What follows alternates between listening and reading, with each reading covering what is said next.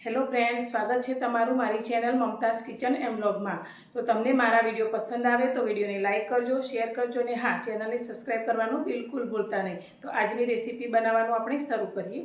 આજે આપણે બનાવીશું કચોરી। તો ના ઘઉંનો લોટ, ના મેદાનો લોટ, ના ચોખાનો લોટ, એકદમ ક્રિસ્પી અને એક ટેસ્ટી સ્ટફિંગ સાથે આજે આપણે કચોરી બનાવીશું। તો આજે આપણે પૌવાની કચોરી બનાવીશું। તો ઉપરથી એકદમ ક્રિસ્પી અને અંદરથી એકદમ સરસ સોફ્ટ।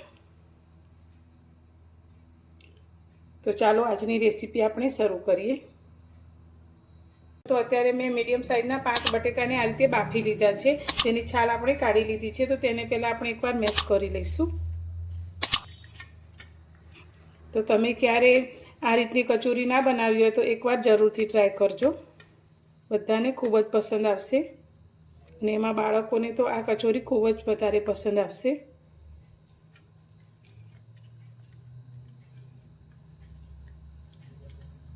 તો બટેકાને આપણે મેશ કરી લીધા છે। હવે તેની સાથે અત્યારે મેં એક મીડિયમ સાઇઝની ડુંગળીને આ રીતે ઝીણી કટ કરી લીધી છે। સાથે મીઠા લીમડાના પાન લીધા છે, જેને આપણે થોડા કટ કરી લીધા છે। ટુકડો આદુને આ રીતે ઝીણું છીણી લીધું છે, જેનો ટેસ્ટ ખૂબ જ સરસ આવશે। અને સાથે 2 લીલા મરચાંને આ રીતે ઝીણા સમારી લીધા છે। ગેસ પર આપણે એક કઢાઈ ગરમ કરવા રાખી છે। તેમાં 1 નાની ચમચી જેટલું આપણે તેલ લઈશું। તો આ મસાલો બનાવતી વખતે તેલનું પ્રમાણ ખૂબ જ ઓછું રાખીશું। તેલ આપણું ગરમ થઈ જાય એટલે તેની અંદર અત્યારે મેં એક નાની અડધી ચમચી વરિયાળી અને અડધી નાની ચમચી જીરું લીધું છે, તે અંદર લઈ લઈશું।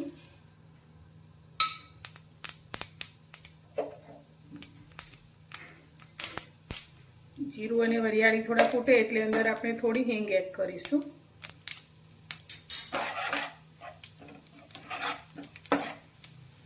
હવે તેની સાથે અત્યારે આપણે જે ડુંગળી સમારીને રાખી છે તે અંદર લઈ લઈશું। સાથે લીલા મરચાં, આદુ, લીમડાના પાન બધું જ અંદર એડ કરીશું। બધાને આપણે સારી રીતે સાંતળવાનું છે। તો આનું આપણે બહુ વધારે પકવવાનું નથી, પણ તેનો ક્રન્ચી ટેસ્ટ રહે ડુંગળીનો તે રીતે તેને સાંતળીશું।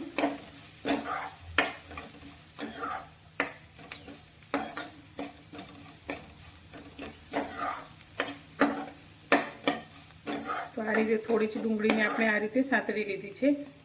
તો હવે તેની અંદર આપણે મસાલા કરીશું। મસાલામાં આપણે સ્વાદ પ્રમાણે અત્યારે મીઠું એડ કરીશું 1 ચમચી જેટલું, સાથે થોડી હળદર એડ કરીશું, લાલ મરચું એડ કરીશું 1 નાની ચમચી જેટલું, ધાણા જીરું એડ કરીશું 1 ચમચી જેટલું,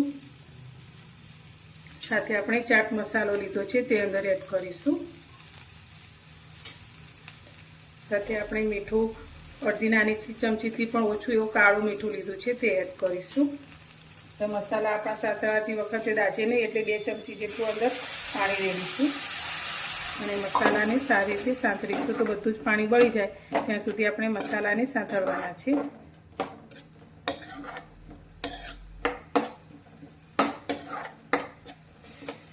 મસાલા આપણા સારી રીતે સંતળાઈ ગયા છે, તમે જોઈ શકો છો પાણી બધું જ બળી ગયું છે। તો હવે આપણે જે બટેકાને બાફીને રાખ્યા છે તે અંદર લઈ લઈશું।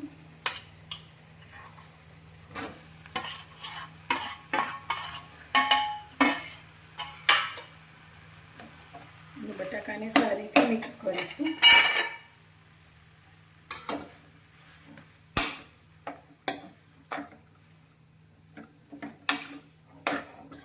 તો આપણું એકદમ સરસ ટેસ્ટી એવું સ્ટફિંગ તૈયાર થાય છે। તો આ સ્ટફિંગથી તમે આલુ પરોઠા પણ બનાવી શકો છો।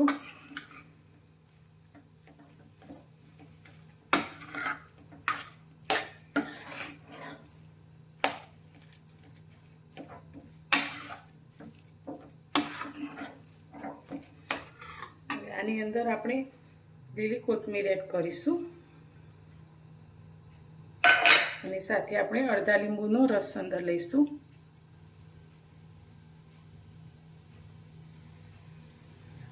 બધું એકવાર સારી રીતે મિક્સ કરીશું।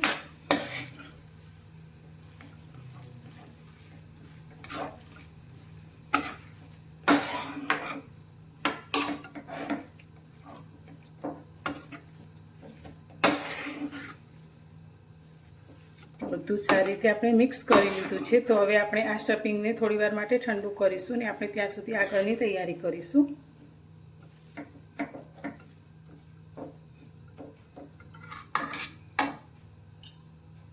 આપણું સ્ટફિંગ ઠંડુ થાય છે ત્યાં સુધી કચોરીના પડની તૈયારી કરીએ. તો તેના માટે અત્યારે આપણે કોઈ લોટનો ઉપયોગ નથી કરતા. તેની જગ્યાએ અત્યારે મેં પૌવા લીધા છે. જે આપણે બટેકા પૌવા બનાવીએ તે જાડા પૌવા લીધા છે. તો અત્યારે મેં 2 વાટકી પૌવા લીધા છે.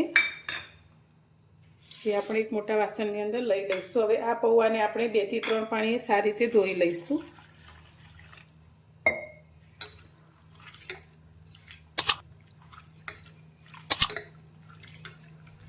પૌવાને આપણે 2 થી 3 પાણીએ સારી રીતે ધોઈ લીધા છે. તો હવે તેની અંદર 2 થી 3 ચમચી પાણી આ રીતે છાંટી દઈશું, જેથી પૌવા આપણે એકદમ સરસ રીતે પલળી અને સોફ્ટ થઈ જાય. હવે આને ઢાંકી અને થોડીવાર માટે રેસ્ટ આપીશું. તો પૌવા આપણા પાણીમાં પલળે છે ત્યાં સુધી હવે આપણે સ્ટફિંગ લઈ લઈશું અને તેમાંથી આપણે ગોળીઓ વાળીશું. તો અત્યારે એકદમ નાની પણ નહીં અને મોટી પણ નહીં, એ રીતે મીડિયમ સાઇઝની આપણે આ રીતે ગોળીઓ તૈયાર કરી લઈશું અને એક પ્લેટમાં મૂકીશું.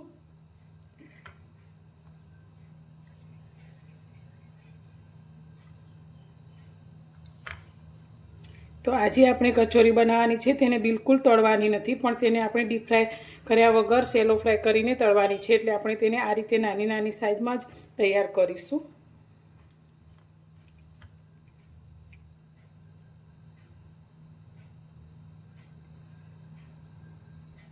તો બધી જ સ્ટફિંગમાંથી આપણે ગોળીઓ તૈયાર કરી લીધી છે. તો હવે તેને આપણે સાઈડમાં મૂકીશું અને આપણે જે પૌવાને રેસ્ટ કરવા માટે રાખ્યા છે તે લઈ લઈશું. તો પૌવાને આપણે જોઈએ તો એકદમ સરસ રીતે પલળી અને આ રીતે ફૂલી ગયા છે અને આ રીતે હાથથી મેશ કરીએ તો એકદમ સરસ એવા મેશ થઈ જાય છે. તો હવે આપણે તેને આ રીતે હાથથી મસળીશું અને એકદમ ઝીણા થઈ જાય ત્યાં સુધી આપણે તેને મસળવાના છે.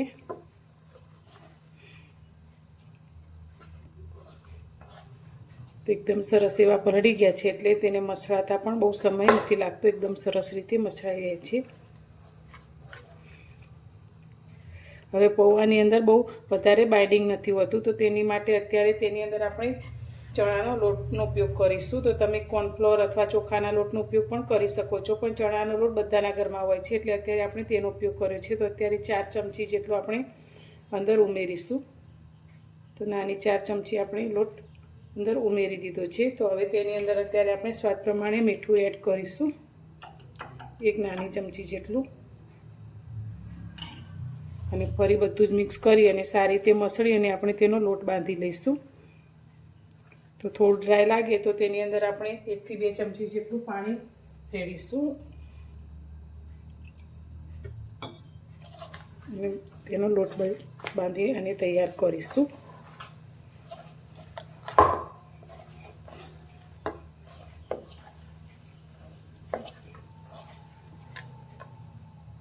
તો મેં મસળી અને આ રીતે લોટ બાંધી લીધો છે. તો હવે તેમાંથી આપણે થોડું મિશ્રણ હાથમાં લઈશું આ રીતે, અને આપણે અત્યારે જે કચોરી બનાવીએ છીએ તેને બિલકુલ વળવાની નથી, એટલે તેના માટે અત્યારે આપણે આ રીતે ગોળ વડા જેવું તૈયાર કરીશું, આ રીતે હાથથી પ્રેસ કરીને.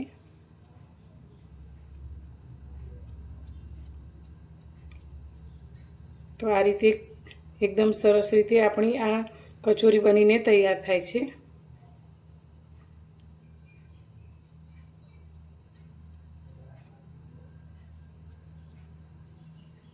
તો આ રીતે આપણે તૈયાર કરી લીધું છે. તો હવે આપણે જે ગોળીઓ તૈયાર કરી છે તે વચ્ચે મૂકી દઈશું અને તેને બધી જ બાજુથી આ રીતે પેક કરીશું. તો વચ્ચેના પૂરણને આપણે આ રીતે દબાવતા જઈશું.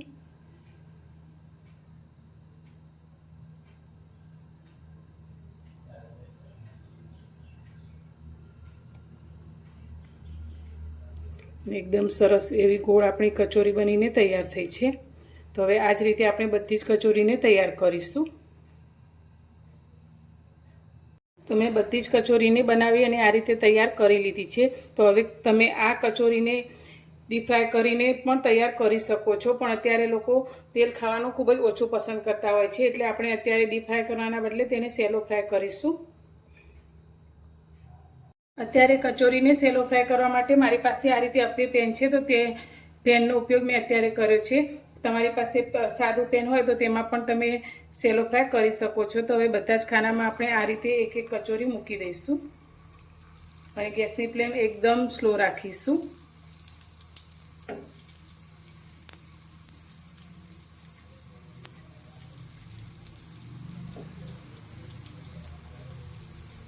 તો આમાં તેલનો ઉપયોગ બહુ ઓછો થાય છે. તો એક એક ટીપું તેલ આપણે અંદર પહેલેથી જ લગાવી લીધું છે.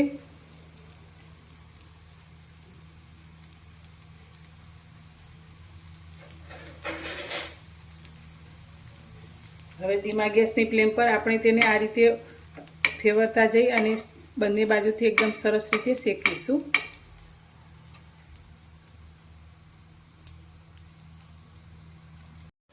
તો ઉપરથી આપણે બ્રશથી આ રીતે થોડું થોડું તેલ લગાવીશું.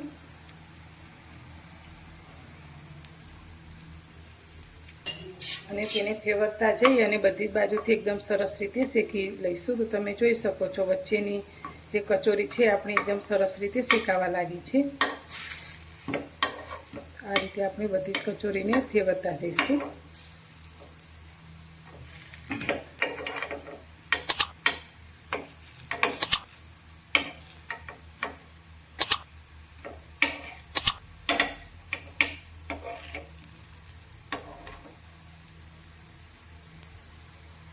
તો મિત્રો તૈયાર છે આપણી પૌવાની કચોરી. તો ઉપરથી એકદમ સરસ એવી ક્રિસ્પી બને છે અને અંદરથી એકદમ સરસ ટેસ્ટી સ્ટફિંગ સાથે. તો તમે જોઈ શકો છો ઉપરથી આપણી કચોરી એકદમ ક્રિસ્પી તૈયાર થઈ છે અને આપણે તેને ખૂબ જ ઓછા તેલમાં એટલે કે ટીપા તેલમાં તૈયાર કરી છે. અને અંદરથી આપણે જોઈએ તો એકદમ સરસ સ્ટફિંગ સાથે આપણી કચોરી બનીને તૈયાર થઈ છે. તો આને તમે ટામેટાની ચટણી, કોથમીરની ચટણી સાથે સર્વ કરી શકો છો. તો ખાવામાં ખૂબ જ ટેસ્ટી એવી આપણી આ કચોરી બની છે. તો તમને બધાને મારી એક રિક્વેસ્ટ છે કે તમે મારા વિડીયો તો જુઓ છો પણ લાઇક બિલકુલ નથી કરતા. તો વિડીયો જોતી વખતે લાઇક પહેલાં કરી લેવી અને મારો વિડીયો પસંદ આવે તો વિડીયોને લાઇક કર્યા પછી શેર કરજો. અને મારી ચેનલ પર નવા છો તો ચેનલને સબસ્ક્રાઈબ કરવાનું બિલકુલ ભૂલતા નહીં. તો ફરી મળીશું એક નવી જ રેસીપી સાથે નવા વિડીયોમાં.